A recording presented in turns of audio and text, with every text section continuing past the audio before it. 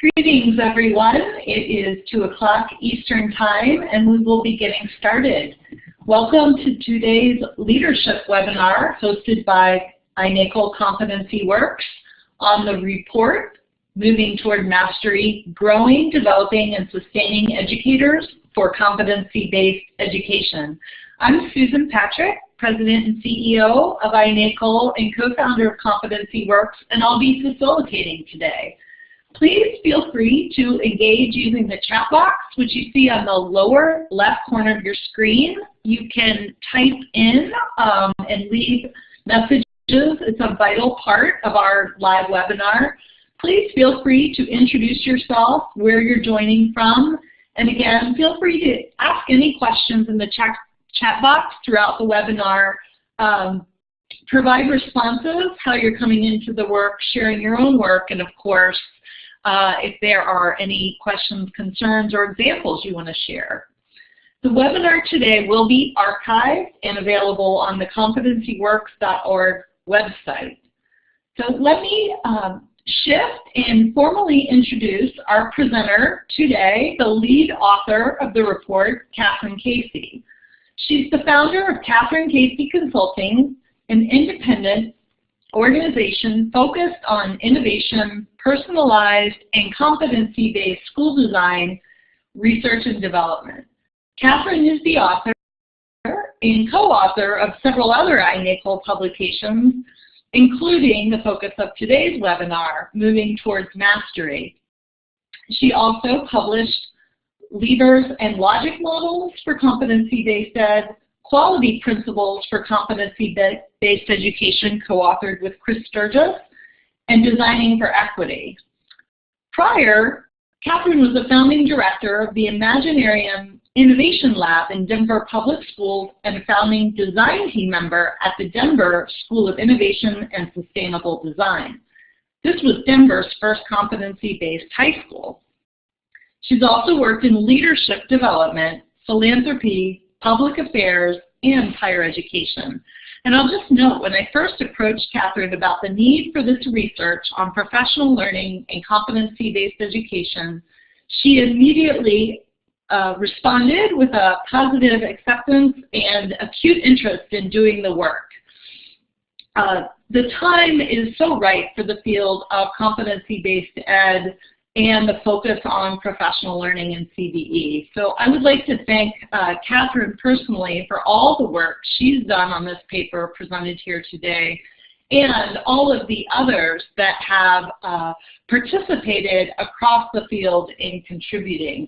The list of names you see here on the left are our technical advisory group on this paper on professional learning and competency-based ed, and you can see that there were nearly 100 people who are experts in the field, educators, practitioners in competency-based ed, as well as others across higher ed and research who contributed to this paper, and also the philanthropic partners who helped support the research, and the Carnegie Foundation, the Barr Foundation, and the Nellie Mae Education Foundation. So this was a collaborative effort, and we're very grateful. I'll also say that we have Teresa Ewald from Kettle Moraine joining as a special guest on today's webinar to offer a district perspective. So thank you, and we'll go ahead and begin. Catherine, thank you so much for your excellent work on this project. Over to you. Thank you, Susan, and thank you so much to everyone for joining today. Susan, I want to echo your appreciation for all the many people who've contributed to this work. This was truly a collaborative effort, and it was exciting and humbling to be a part of such a robust and masterful group. I'm going to begin by sharing the learning goals for this webinar today. Before I do, I also want to frame the paper, the report, a little bit. The report, Moving Towards Mastery, paints a picture of a system where the teaching profession is fully aligned to the outcomes and learning approaches of a competency-based ed system. The paper, as we will discuss today, offers 3 big themes and 15 strategies, and discusses points of leverage for leaders and communities. The report itself is not a design guide or an implementation pathway, so we do not go so far in the paper as to articulate entry points or specific strategies for leaders at different levels. Though we will be doing this work in some follow-up resources, which I'll describe at the end of this webinar. So there's a few big framing ideas for how you can use this report. I see this report as an opportunity for leaders to work with their teams to align around a vision for what teaching can look like in their system. Also to reflect on your school or your district. So where are you in this work? What can you build on? What might you need to address? And then to identify points of leverage. So what can you do? What opportunities for action do you have in your context? Now for this webinar, we will be reflecting on three big ideas, three framing ideas in the report about teaching and competency-based systems. We'll be reviewing the existing knowledge about educator roles and competencies in competency-based systems. I will introduce the three big themes and 15 strategies for shifting professional practice and systems. As Susan mentioned, we really want to surface your questions and your examples, and we will have the chance to hear from Teresa Ewald to learn from her important work in Kettle Moraine.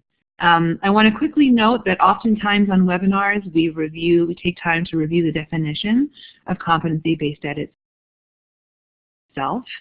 We are not doing that here, but the report does contain some framing for competency-based ed, and I would suggest that you review that section closely if it's not familiar content to you. And then again, just a note we will be teeing up your participation throughout this webinar, specifically questions that you may have, but also examples or ideas you may be able to offer from your own work. With that, I'm going to dive into the first of three big framing ideas that I want to use to orient our conversation. So the first is that education is human-centered. Education is about people, right? It's about students and parents and teachers and leaders. And when we talk about competency-based ed and personalized learning, we're not only talking about technical changes or policy changes or technology. We're talking first and foremost about changes for people. What we know is that competency-based education asks teachers and students to think in new ways and work in new ways. And so moving toward mastery really starts with this recognition. I'm actually going to read a short excerpt from the introduction to the paper. Education is human-centered and human-driven. Its purpose is to support and shape young people as they grow and to move our nation closer to our societal ideals of equity and opportunity. At its core, education is not a set of policies or technical structures. It is the young people, educators, families, and leaders who comprise our communities. Any conversation about improvement and innovation in education must focus on people, what we are asking them to believe, asking them to do, and how we will support them. So this is a paper about people. Specifically, it's a paper about engaging and enabling educators to play new roles and take new leadership in the paradigm shift between traditional and competency-based ed. The second big idea I want to use to frame our conversation is that to shift practice, you have to shift beliefs and mindsets. So when we ask people to do new things, we're asking them to do more than make technical changes. We're asking them to make adaptive changes. And if you're familiar or have heard of Ron Heipitz's work on adaptive change, you'll understand this language. Adaptive changes require more than technical know-how. They require changes to our beliefs and mindsets, and they require learning. Adaptive changes have to be led by the people whom the change affects, so have to be led by teachers, students, and leaders themselves. They can't be mandated or forced. And so what we know from this work is that the shift to competency-based ed requires teachers to confront beliefs and mindsets. So here again, I want to read very briefly from the paper to really frame this idea. Mental models are the ways in which educators make meaning of who they are, who their learners are, and their practice and the changes they're being asked to make. In education, mental models can include pictures and expectations of what education looks like. For many, these pictures and expectations are grounded in their own experiences as students, in their own preparation, and in their prior professional experience. Internal anxieties, doubts, and assumptions can stop educators from making changes and growing.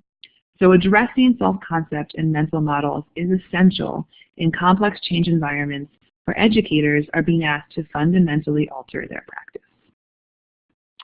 And finally, the third framing idea I'll offer is that we cannot rely on the hero teacher. So what do we mean by this? I want you to think about the school or the district where you work, and think about that one teacher, or maybe it's a handful of teachers, who are really going above and beyond, right? They're taking classes on their own to understand competency-based learning, they're creating their own lessons and assessments, and they're finding ways to work around traditional expectations for teaching and assessment and schedules and grading and all of the above so that they can move towards more personalized models. These teachers are amazing, right? They're amazing, and they've led the way in defining what competency-based education is and can be. But if we want to grow competency-based education to greater scale and do so with quality, we can't rely on them, right? We can't rely on exceptional individuals who are breaking or bending the rules to do what's best for kids. So here, one last time, I'll read a short excerpt from the report. Where competency-based education is most successful, it's been driven by innovative teams of educators. Its progress and growth has relied on the leadership and hard work of these pioneers. However, relying on them is not sustainable. Growing and continually improving competency-based ed across the nation will require increasing the number of educators who are competency-based practitioners and improving instructional quality at scale. To address this dual challenge, we need to continue to sustain the efforts of leading educators. We also need to engage communities around the nation to take part in the movement, inspire new educators to take on the challenge of shifting their practices, and build systems that spread and sustain these efforts. So having given this framing, I now want to move into a little bit of foundation setting, and specifically I want to take a moment to review what we actually know about the changes we're asking teachers to make. And these are some of the changes we just framed, right, and these were these three big ideas about the shifts in competency-based ed. So the question we're asking here is, what are the new roles, responsibilities, knowledge, and skills that we're asking teachers to have in competency-based contexts? I want you to note that at the end of this discussion about teacher competencies, we'll get to hear from Teresa Ewald, and you'll have a chance to ask her some questions. So please think about anything you may want to ask of her. I'll note that when we set out on this project, we quickly realized that there's a wealth of knowledge in the field about how teacher roles and competencies shift in competency-based environments. So the field did not need us to create a new framework. So what this paper offers is a synthesis based on existing frameworks from the field. And there are three big trends that I think kind of guide the way you should think about and look at these new roles and responsibilities. So one is that roles are more varied and complex, right? We're asking teachers to take on new roles, more roles, and oftentimes these require greater or different skill and complexity, at least initially.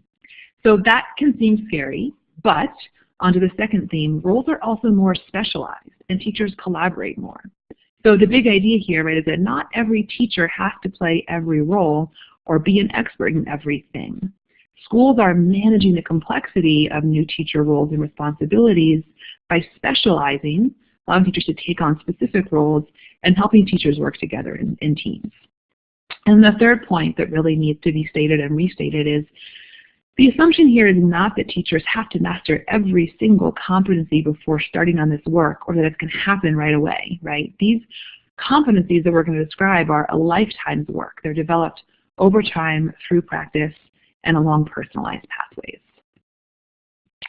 So drawing from the field, what we found was it was helpful to cluster educator roles in two big categories, student learning and innovation and improvement. In the report, each of the roles that you see here is described in greater detail. I'm just going to dig into a few of them here to give you an idea of what they are and also the kind of detail that the report offers. So for example, in the student learning side, we say that one of the new educator roles is being a learner guide. What does this mean? Well, one thing that it can mean is the teachers begin to utilize culturally responsive strategies to ensure inclusive learning environments and supports for all learners, including language learners and learners with special needs. We talk about educators becoming advocates, right? Number 6, what does that mean? That means identifying and intervening to interrupt structural and systemic inequities in districts and schools. In the innovation category, we talk about educators becoming lifelong learners, right? So that means identifying personally meaningful professional learning goals that support team-wide and school-wide improvement priorities. And we talk about them becoming collaborators, right? So what does this mean? This can mean working with their colleagues and with their students to co-design learning pathways, experiences, and assessments. In this next section, we look at the competencies, right, that we're asking teachers to develop to be able to play this broader and more complicated set of roles. So you'll see here that we organize the competencies into 3 categories: knowledge and skill, interpersonal, and intrapersonal. So interpersonal includes mindsets and attributes. Intrapersonal includes relational and collaborative competencies. And this organization is important to note because it reflects that big idea we shared up front, right, that to shift practices, you also shift mindsets and beliefs. In other words, teachers need to know and be able to do specific things. They also need to demonstrate specific ways of thinking and being. If this is something that you're interested in, Transcend Education has produced some really powerful work on mindsets with Lindsay Unified School District and Summit Learning. I've got the link to that in a follow-up slide, and there will actually be a blog on competency works about their work next week. So quickly here, I'll do a deep dive into just 2 of these competencies. There's not time to run through all. And I'm doing this just to give you a sense of the greater detail in the report. So number 6 in knowledge is design for mastery, right? What do we mean by this? Well, we mean that teachers need to know how to design and utilize transparent, standards-aligned learning progressions. Design or customize multiple different learning pathways with opportunities for differentiation based on learner needs.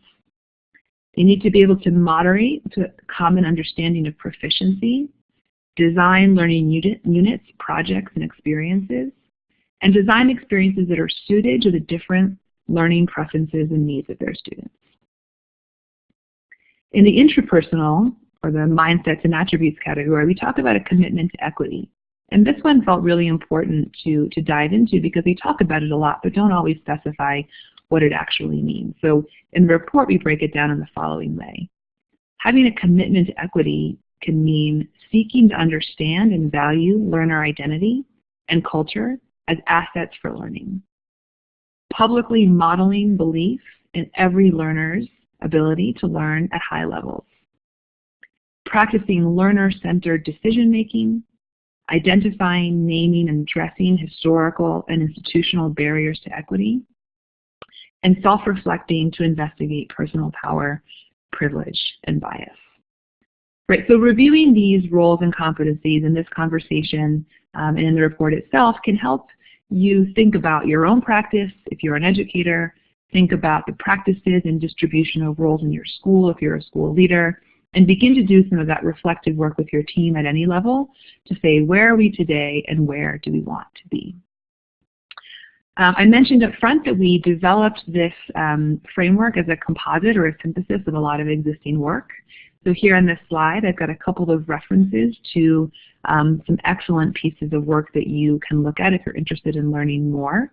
There's some great pieces of work from the Students at the Center Hub, Knowledge Works, School District 51 in Colorado, Building 21, which is a charter network in Pennsylvania, and Transcend Education. As Susan mentioned, this webinar will be archived and you'll be able to access these resources at the links should you want to learn more. So with that, I'm going to pass the microphone to Teresa Ewald, who's an Assistant Superintendent at Kettle Moraine School District.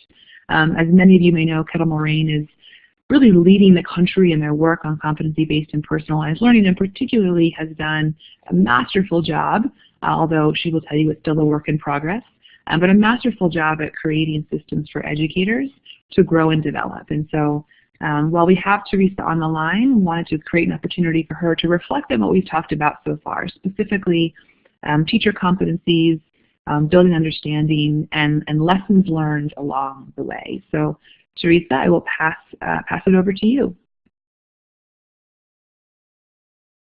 Teresa, you may need to toggle on to the talk button here at the top left part of your screen when you see the blue microphone.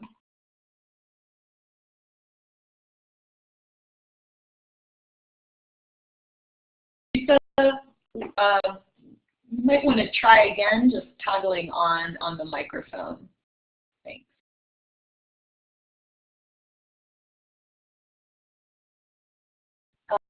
Not hearing anything, Catherine. Are you hearing anything, Teresa? I'm not. Just giving Teresa a moment if she was trying to hop on.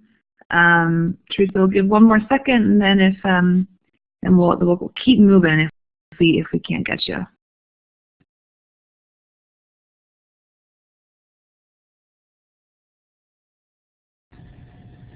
Can you hear me now? Yep. Sounds great. Excellent. Great.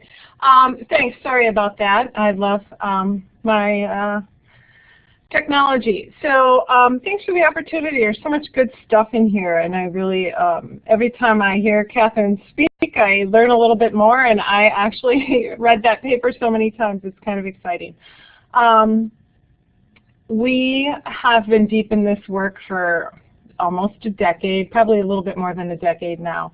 And when I think about the competencies that matter most, when I think about our teachers, I wonder if it's also probably bigger than the competencies that our teachers have. One of our core beliefs here that we feel has really allowed us to grow and continue to move is that we really believe we can't expect teachers to do for learners what we don't do as administrators for teachers, or those of us at district office do for our principals.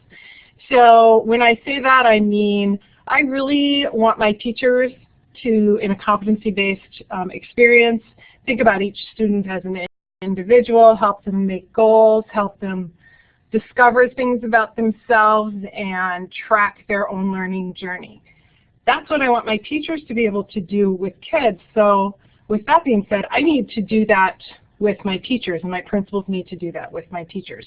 So that's because of that core belief, we've completely shifted how we think about teachers and how their learning is set up. We do not do any full-scale professional development days where I bring in a speaker and give knowledge to every teacher all at the same time, because not every teacher in the room needs that, wants that, or is ready for that at that time, just as we expect them to think about their learners. So what's happened, as Catherine was describing, is we expect teachers to be designers, and I love that word. I've been doing this long enough to know of a time when teachers were expected to be planners and deliverers, and those expectations are gone. I expect my teachers and my students to be co-designers of what is happening in that classroom and what is happening for that learner. And so because of that, we are all co-designers of what's happening in this organization. And that's really exciting for us. So that kind of hits on that second bullet point there, is how did we build our teacher understanding and ownership? And the reality is we built it together. I am learning right alongside my teachers, and in fact probably have learned the most about competency-based, about watching them and walking alongside them as they struggle to make that happen in their environments. We have assumptions about what it means to use a competency model, and we've gone forward with those assumptions and tried to make it happen, and we just continue to revise as we are doing it. So one of our biggest lessons we've learned is you cannot wait to have a full plan, blueprint if you will, before you move. So we get some ideas and a framework down, and we just start doing things and co-designing with kids. And as we have successes, we try to grow that, and as we have failures, we retool and revise. So one of our biggest lessons, and when we have the opportunity to have people come and visit us, I always tell people we don't have rollout plans, we don't have a 5-year implementation plan. We are a start small, think big kind of organization. So anytime there's an idea, we start small. And that starting small starts with the people who had the idea. And we stay really tight to those people as they implement their idea. And we do program evaluations along the way with the intent of anything that's good for kids, we will then try to scale to all. So I feel like part of the success of many organizations who've done this work, I see some of you on the call and I know some of your work really well, is that idea that you don't have to have it all figured out, but you're going to take worthy ideas that have some research backing to them, and you're going to just give it a shot, and you're going to measure, and you're going to try as you go, and continue to work with those teachers, and then as things are successful, you'll continue to spread them. And that helps teachers move into new roles. They are the leaders. They are the ones leading where we're going next. And my job is to ask lots of questions, help them do some measuring,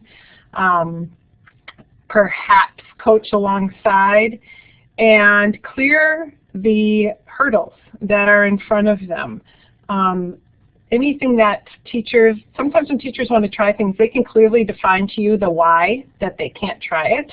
Lots of times it has to do with structures we have in place that are assumed to be things we have to have, but the reality is we've just grown very used to them. So the way we've always done things kind of structures. And how can I help teachers pull those down so that they can try what they need to try? Again, though, that goes back to our teachers having some competencies around risk-taking and measuring and being able and willing to do some of that work. So I could talk on and on for hours about our district, but I didn't know if there were any particular questions, or if Catherine or Susan, you both know our story pretty well, if there's anything specific you wanted me to touch on.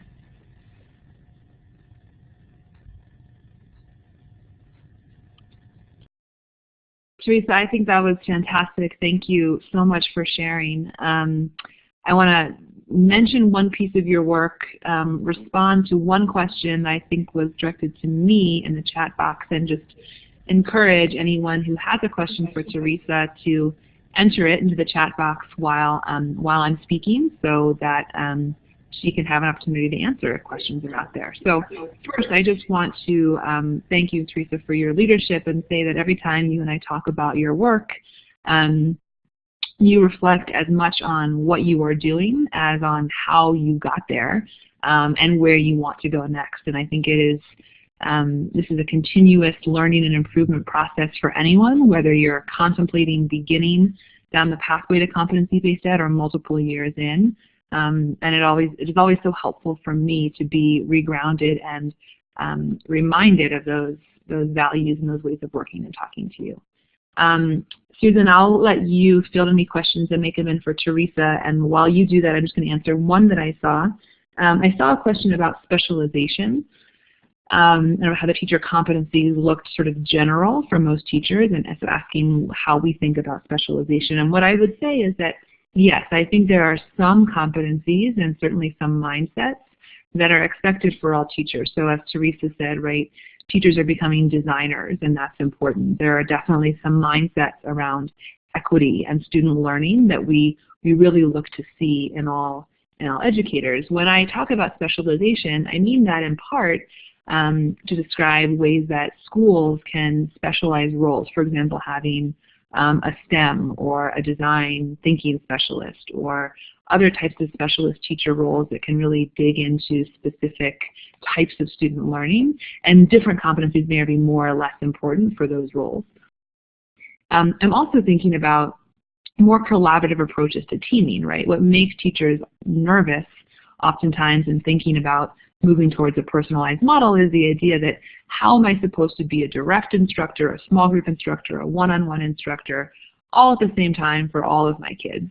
And we've seen some really interesting examples of teachers working together in a classroom context to balance those different roles and meet different student needs where they are. So that's one way to think about the specialization balance. And there was another question about how these competencies relate to the Student at the Center Hub. That was a contributing resource that we use to develop the competency framework. Susan, are there any questions for Teresa from folks on the call? Yeah, there are. And Teresa, did you want to comment on that, or do you want me to jump right into this question for you in particular? Yeah, I can see the question right on here. Are you talking about the question in the chat box?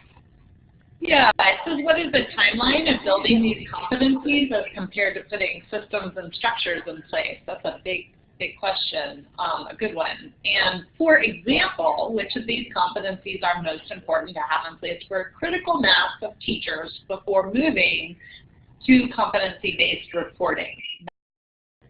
That's a little more specific. Right. So, yeah, those are excellent questions. The timeline is really hard to answer because I think what happened for us, what we've learned is things need to happen concurrently. So we have not found there to be first you do this, then you do this. So that's that start small, think big piece is as you get some small successes and you're starting to get some momentum on there, things tend to multiply. Competencies tend to all of a sudden snowball and multiply for the teachers. So I think one of the core pieces that to get to critical mass is that idea that teachers see themselves as co-designers, meaning they're designing that learning experience with the learner. Typically, teachers see themselves as responders. For instance, they would look towards someone in my position to give curriculum, give direction, give days for planning, give time for this. Our teachers don't think like that. They come to me and let me know what they're designing based on what their kids need and where they need to go next. And they ask me then for resources to support or structures to support. So the center of the planning and the designing comes from the classroom rather from the district office. Another piece inside of there is teachers seeing themselves as the leader rather than waiting for whether it be a principal or a curriculum director or a digital learning director or someone to lead them somewhere, that they see themselves as the leader, as kind of that linchpin. So how we got critical mass is we moved to the expectation as teachers, as designers, and started not supplying scopes and sequences and curriculum guides, and we moved away from that, and so teachers became designers, and some didn't, but then we started attracting other teachers to our district who had that mindset and that spirit, and that's how we grew to critical mass, to the point now that a common phrase in our region is the Kettle Moraine way. People know what they're going to be expected to do and the freedom they're going to have if they come here. And that goes for students as well as staff. So we attract a lot of students who actually don't live in our attendance area, but they can, in Wisconsin, you can inter-district transfer and enroll that way. So we've built kind of a culture, I guess, of that. I do believe, I know there's a question about CBE in all subjects. One of the competencies our teachers have and views our teachers have is to stop seeing things in silos of subjects. It's very interdisciplinary and quite broad and looking at the learner moving through a learning journey rather than the learner moving through algebra and biology and English. But what are all the pieces that learner is working towards, and how can all the adults help make that happen? I hope that answered the question. That was great, Teresa, and I just wanted to build on what you said before moving on to the question about where to start, which, as you said, is such a big question. One thing you shared with me when I talked to you in advance of the report was the fact that you let your teachers tell you where they needed to start, right? That you offered them the opportunity to say, this is where I think I need to enter, this is where I think I am and want to be, etc. And that ownership, taking that ownership of their own starting point, was probably the most important thing, more important than any expertise on the single right place to start. And I thought that was really powerful. Susan, you mentioned something similar in the chat box about kind of letting teachers design their own pathways. And I do think that idea of giving teachers the ownership of where they enter and where they begin can be an important part of this work. I know there are a couple more questions that are cropping up. What I'm going to do is I'm going to keep us moving for the sake of time, which I hate to do because I love the questions. If we can, if any of the questions that are popping up right now make sense at later points in the conversation where we pause, please share them because I do want to try to answer as many as we can. So thank you, Teresa, and thank you to all of those who are contributing questions. We're going to, just before you go, if others want to weigh in on the questions that get answered, please feel free to make it a dialogue too. So Catherine, back over to you, and I'll re-key up the questions later on. Thanks. Sounds good. Thank you, Susan. We're going to dive now into what's the main sort of body of the report. On this slide here, you see the kind of central diagram, right, which suggests that there are it sort of organizes the content of three big themes, right, which is that teaching, if aligned to competency-based education, would be an equity-oriented, learning-centered, and lifelong profession. And then as you can see around the sort of perimeter of this wheel, there are 15 strategies that we talk through that help illustrate what systems can do, not just what teachers can do, but what systems can do to create the conditions for that type of teaching. So what we're going to do is move through each of those three themes individually. I'll share the definition, I'll fly through the strategies themselves, dig into one example. The report is full of case studies, so dig into one example that really illustrates an idea in practice, and then pause at the end of each, again, for any questions that you have, or if there are things that you're doing or seeing that you think are really pertinent, please also share those in the chat box, because we absolutely want to learn with and alongside all of you who are doing this work day in and day out. The first theme that we touch on in the report is teaching as an equity-oriented profession, right? An equity-oriented profession is one that promotes diversity, equity, and inclusion so that all educators and learners can thrive. Educators are creating multicultural, inclusive learning environments, and they're members of multicultural and inclusive professional communities. They investigate and address their biases, and they work in partnership with the community to disrupt systemic inequities. In the paper, we categorize this into sort of three descriptors, right? One is, as an equity-oriented teacher, you're sharing a collective purpose for all of your students to succeed. You're defining success more broadly than academics. You're thinking about lifelong learning skills and transferable skills. And you're not just talking about all students succeeding, you're taking responsibility in your daily actions to adjust your own practice, adjust supports for students, and make sure that students are making progress. Talk about multicultural and inclusive teaching, right, which means teachers are supported, right? They're supported to develop the knowledge and skills they need to be culturally competent practitioners. And this part's really critical. They experience it as adults, right? It's not just something that they're asked to do. To Teresa's point, it's something they experience in their own professional learning.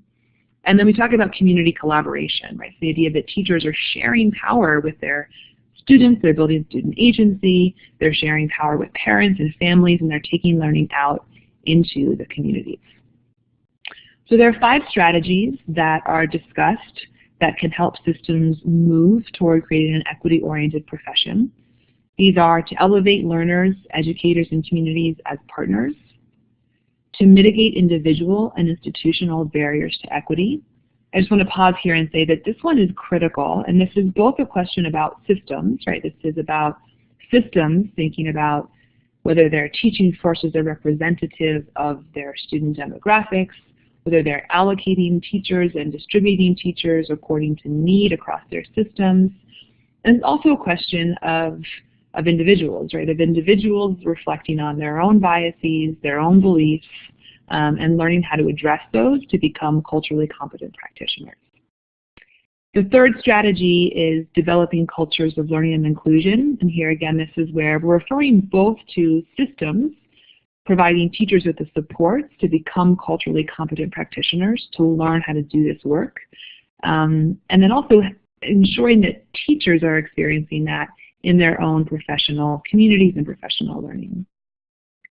The fifth strategy that we discuss in the paper is increasing flexibility for learner-centered practice.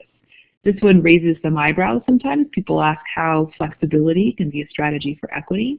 But if you think about that idea of sharing power, right, whether it's a teacher sharing power with a student to co-create a learning plan, or a principal sharing power with a teacher to co-create an environment that works for their students, we can't share power if we don't actually allow people at all levels to make decisions on behalf of their learning. And so a huge part of what systems leaders can do toward equity is making sure that there's flexibility and autonomy for practitioners at all levels. To give a sense of what this can look like, I want to touch on one of the case studies that's referenced throughout the paper, which is a case study about growth through connections. So in 2017, Denver Public Schools Innovation Lab launched a pilot program to increase educators' capacity for culturally responsive instruction.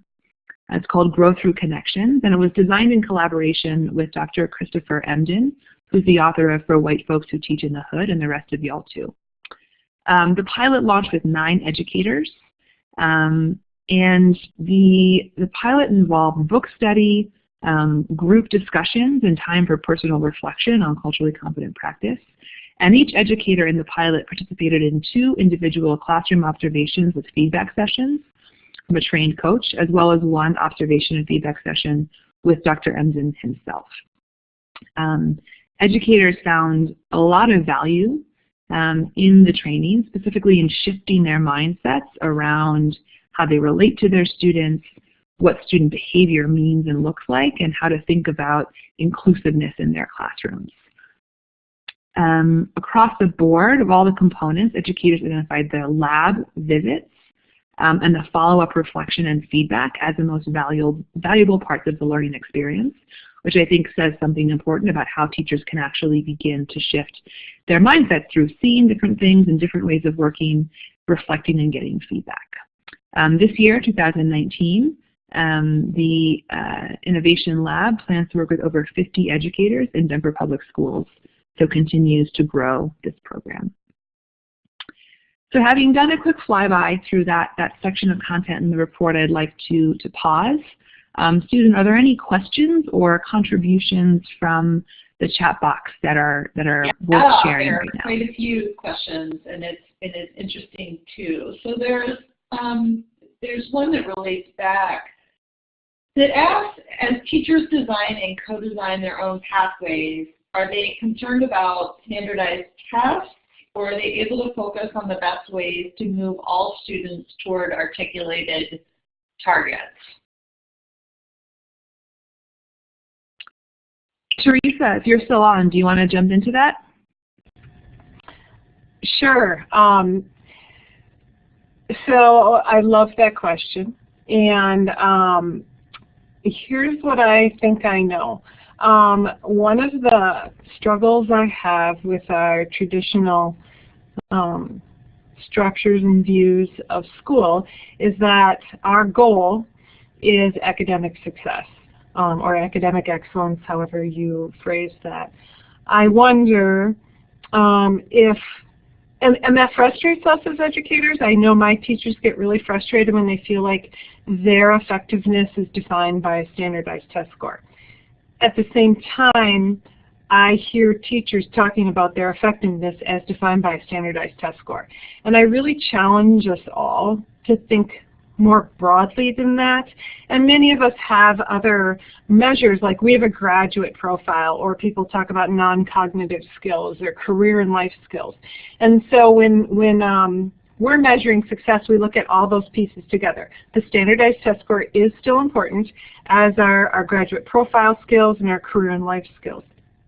So when we teach in this way, what we have found in the past decade is that our achievement scores are similar, and to be really frank, we've always enjoyed some really high achievement. And honestly, we get a really good raw product, which is outstanding. With that being said, some of our kids who have struggled in the past and have not been high performers have done better in a competency-based system, because our goal is to try to take away time as the indicator. Like, can you learn this in this time? Can you learn this all in 5th grade or in algebra in these 180 days? So we've really tried to take time out of it. So some of our struggling achievers have increased their academic achievement. Of greatest note, though, is that our learners have really found the most success in their ability to be advocates for their education, understand how they are as learners, and really make those habits work for them in a post-secondary world. So some of our measures include, when you say you're going to the university of whatever, and you're going to study something, are you non-declared, or do you have an idea of what you're going to do, and do you see that through? And do you see all your options? Do you understand that there's more options than just a 4-year degree, that you can go to a 2-year, you can go into the work world. There's lots of different options. So standardized test score improvement has never been our goal, and I challenge everyone to, as us as educators, to broaden everyone's view of what makes a student successful. I think that conversation has to start with us. And I would just say, Catherine and Teresa, and again, Susan, thank you for that question, that the section on equity, it's really important when we think about equity. It's about ensuring that we're providing what is needed for learners so that all students reach the same high expectations for these broader, important definitions of success and excellence that are needed for the future they're going into. And that the beauty of a competency-based education system is that you have these clear, explicit learning objectives and targets and clear indicators of what performance looks like. And in essence, you would have far more transparent data and evidence or information on reporting where students are. So there, but I think your question is surfacing a really important point. Is in some cases of things have been too driven towards the standardized testing at the expense of some of the broader skills, and we believe there's maybe a third way in competency-based education to have comparable results that you trust at different checkpoints in the system, and allow that transparent reporting of data to ensure equity and to ensure we're getting the resources needed to students to close the achievement gaps. And some of this depends on state policy and even local policy, and how teachers feel supported in meeting the needs of their students and having those broader outcomes. Catherine, I'll turn it back over. Yeah, thank you. I think that's so important. And just to draw some connections here, right? One of the key parts of a competency-based system and the way we define an equity-oriented profession is broadening that definition of student success. And I would just offer that we can think about doing the same for educators as well, right? And this is touched on throughout the report, but there are ways for us to also broaden our sense of what we evaluate teachers on and hold teachers accountable to, including other types of student outcomes, but also their own learning, their own progress, and their own outcomes outside of what we traditionally use, which is standardized test scores. We have about 10 minutes left, so I'm going to accelerate through the next 2 sections together, and then we'll conclude with some more questions and some follow-up resources. The second section of the paper, the section theme, is teaching as a learning-centered profession. So when we think about a learning-centered profession, we imagine that as a profession that develops educators along personalized pathways and improves the collective quality of teaching. Right? So there are systems in place to support and develop educators over the course of their careers. And professional practice can align with the learning sciences and respond to teachers' learning needs and interests along the way. There are 5 strategies, again, that we talk about that can help bring this to life. Right? One is very simply to articulate what those competency-based pathways are. So somebody asked a question earlier about kind of where do you start. Right? A first step in this process is identifying the competencies we want teachers to demonstrate, and then defining multiple pathways that teachers can follow to develop those competencies over time. So one first strategy is articulating those pathways for educators in the same way that we articulate them for students. The second strategy is facilitating learning that improves practice, right? So Teresa, you talked about no more PD where we sit in a room and someone talks at us. That kind of PD doesn't do anything to help a teacher shift their practice. In competency-based systems, what we like to see is teachers being able to practice a new skill or strategy over time with feedback from their students, from their peers, from their coaches and mentors and others. A third strategy in this area is to develop meaningful systems of assessments and evaluation. So this too speaks to the question that was just asked, which is both about making sure that student assessment, right, is authentic so that teaching can focus on the more holistic set of student learning outcomes we hope to see, and also helping teacher evaluations reflect the broader set of roles and broader types of learning that we're asking them to facilitate. The fourth strategy here is establishing structures for distributed leadership and collaboration. One of the most resounding pieces of feedback from the field about this work is that to move to a competency-based system, we have to allow teachers to have more ownership in their work and to work together. And Teresa, if we had more time, I know you could share a lot about the collaborative structures you put in place in Kettle Moraine. I believe there's a blog post from Chris Sturgis about the work you've done to set up collaborative structures, which is very powerful. And the last piece here, the last strategy, is finding ways for teachers to innovate with focused experimentation and learning structures. And I will pick up there because that is the brief case or the brief example that I want to touch on in this section. So the example I'll share very quickly with you here is the Innovation in Teaching Fellowship at Dallas Independent School District. Dallas launched this teaching fellowship as part of their effort to scale personalized learning. It's in its 3rd year now, and what it does is it aims to build educators' capacity to innovate in their classrooms and support the spread of innovation in their schools. And while the outcome of the fellowship is very much focused on developing educators' abilities to lead and scale personalized learning, district staff really felt like it was critical to do this through the lens of innovation and specifically design thinking. So this touches on so many ideas we discussed, right? Teachers as designers, teachers as innovators. I won't say too much more now for the sake of time, but there is a full description of this program and its structure and the way that it's evolved over its first 3 years in the report, and I think it's a really exceptional example of helping teachers build that innovative capacity, and again, to Teresa's point, helping teachers learn what it means to really become designers in their own practice. The third and final theme that the report engages with is the idea of teaching as a lifelong profession. Right? So a lifelong profession is one that engages, develops, and sustains educators over the course of their careers. So in this lifelong profession, educators would be supported as respected members of a respected profession. They are meaningfully and adequately prepared for the roles they will take on. They have opportunities to grow and specialize in their careers, and they're evaluated in ways that support their own improvement and promote their advancement.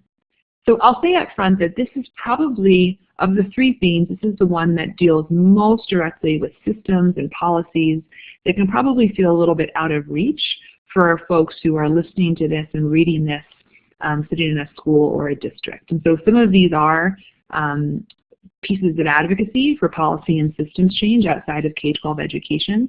And some of them, frankly, are things that can begin inside of districts as well. So there are 5 strategies that we look at here. One is diversifying pathways into the profession. So figuring out ways to recruit and cultivate the teachers that we need to meet student needs in a district, in a state, or across the country, and making sure that we have pathways that can recruit teachers who reflect the diversity of the students in their classrooms. A huge part of this, strategy number 12 of 15, is redesigning educator preparation. So thinking really differently about what it means to train teachers early on in their careers and give them the experiences and skill sets that allow them to cultivate competency-based and personalized learning for students. We also talk about diversifying pathways through the profession, right? The part of diversifying and specializing and collaborating, as we talked about, and part of sustaining teachers in their work is giving them chances to lead, giving them chances to take on new roles over the course of their careers and step into roles of leadership. The second to last strategy we talk about here is redesigning credentialing and certification. So oftentimes, credentialing and certification systems can be real limitations to professional learning, but also to professional advancement and differentiation. So there's some strategies shared in the report about what that can look like. And then the last strategy here is redesigning accountability for reciprocity. And what we mean by this, right, is the idea, 2 big ideas. One, this comes from Richard Elmore from Harvard University. One idea is that for every new responsibility, new accountability that we put in place for teachers, there should be a matching or an equal dose of support. So this is an encouragement or a note for systems leaders to think about providing adequate supports for the new roles we ask teachers to take on.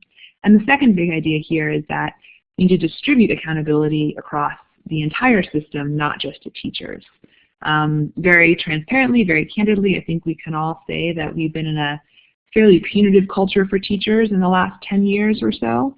And it is very difficult to ask teachers to innovate, to learn, to grow, to challenge themselves if we're in a punitive culture. So part of this is about sharing accountability across levels of the system. And very quickly here, the example from practice I'd like to touch on has to do with the idea of redesigning teacher preparation. So Two Revolutions, which is a design lab, has been working with Southern New Hampshire University to launch a master's in education in learning and leading in a competency-based environment. And this new master's program is designed around 3 big ideas, right? One is that we can align higher education and teacher preparation through to the experiences of competency-based education. So making sure that the purpose and the outcomes of competency-based ed are reflected in the student's experience. The second is organizing learning in higher education around skills and dispositions, teaching and learning competencies, and leadership competencies, and thinking about integrating all of those competencies in the context of a single master's. And the third is using authentic problem-based learning connected to practice as the core pedagogy. Right, so getting away from direct instruction and engaging people to become leaders for competency-based ed through problem-based, project-based, and collaborative learning. We don't have a ton of time, but that's because there's been great discussion. For the last few minutes that we have, I'll pause here and ask Susan, is there a question or two that we could take from the chat box in the time we've got remaining? Anybody has any last questions, feel free to enter them. I'll just come back to Tim's question in the beginning. He was curious on how you link the knowledge-based aspect of constitutive understanding, this idea that knowledge acquisition hinges on prior knowledge, with actual performance practice, like vocational capabilities. And I think it's that idea, for example, if a student is engaging in a welding project or in a maker space, or like how do you link the knowledge-based aspects with those performance practices?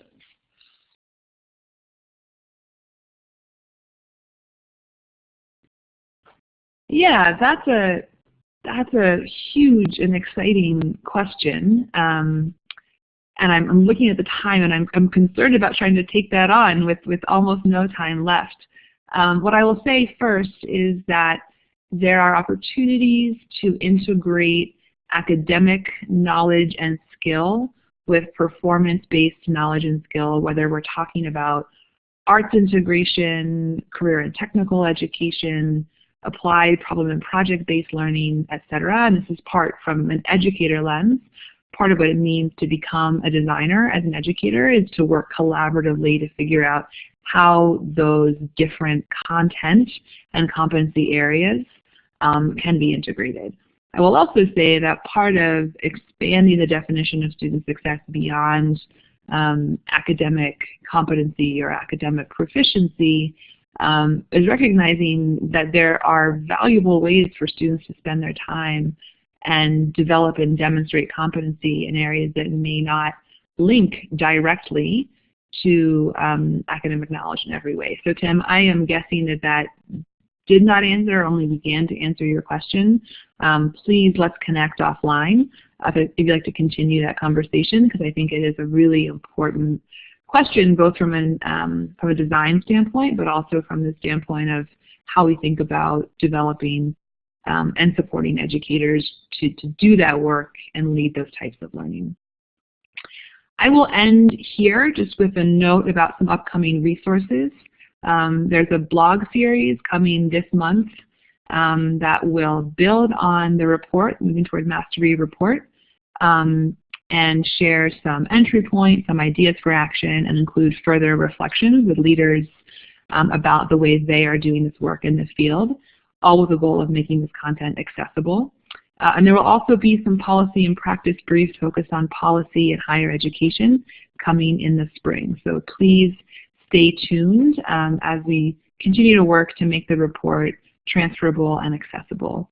And my last point here is just, again, a huge debt of gratitude to everyone who supported the development of the report, to Susan for your leadership, Chris Sturgis for your leadership as well, and Teresa, thank you so much for being a part of this conversation today and sharing your lived wisdom with the group. Thank you, Catherine, and thanks everyone for joining us today. I know we could spend much more time. There are excellent case studies in the paper too. This has been incredibly informative, and I hope it piques everyone's interest to continue in your own professional learning and CBE, competency-based ed. Thank you, and have a great rest of your day. Thanks so much, Catherine and Teresa, for your great presentations and perspective on this. Take care.